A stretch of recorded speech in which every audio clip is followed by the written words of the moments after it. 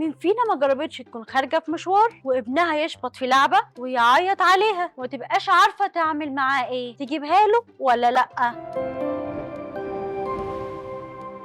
ولادنا اوقات كتير بيحطونا في مواقف محرجه بدون قصد منهم. تبقي خارجه مع اصحابك في المول وابنك يشوف محل اللعب يفضل يعيط ويقعد على الارض ويدبدب عايز اللعبه، واحيانا كمان ما يكونش معاكي فلوس يشتري الحاجه اللي هو عايزها. في حاجه اسمها تمبر كنترول. ساعات ابننا او بنتنا بيبقوا حاسين باحباط او مش عارف يعبر عن مشاعره لان انت ما عودتوش يعمل كده. المفروض اننا نعود ولادنا بدايه من سن سنه لحد سن 4 سنين او 5 سنين انهم يعبروا عن مشاعرهم رغم انهم لسه صغيرين.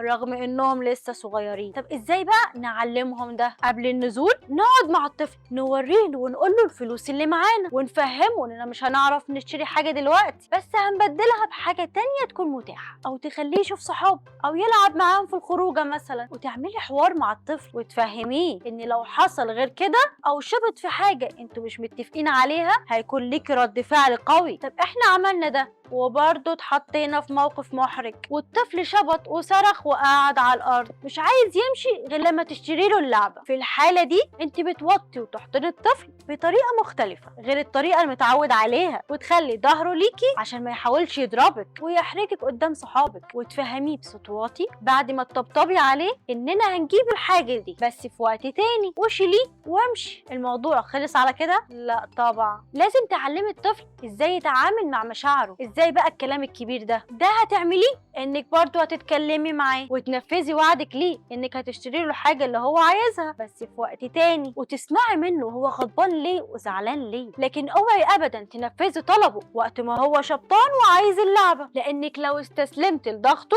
ده هيتكرر كتير وفي مواقف اكبر. في ناس كتير بتقولك زعقيله او عاقبيه، كده كده انت بره البيت واي موقف هيحصل هيخلي شكلك مش لطيف قدام الناس، فممكن تبرقيله او تقولي له بمنتهى الحسم والامهات عارفين ده كويس في لهجه كده وطريقه لما الام بتعملها العيال بتقول حاضر ونعم، فجربيها. وعادي ممكن لما تروحي البيت قولي للطفل انك هتعاقبيه وانك مش هتخرجيه معاكي تاني لحد ما يعتذر ويوعدك انه ما يكررهاش تاني، وعادي ممكن يكررها. المهم اوعي تستسلمي لابتزازه العاطفي وتنفذي له طلبه بس بالشكل ده لانك يا اختي مش هتخلصي. انا نرمين لطفي وده بيتك ومطرحك.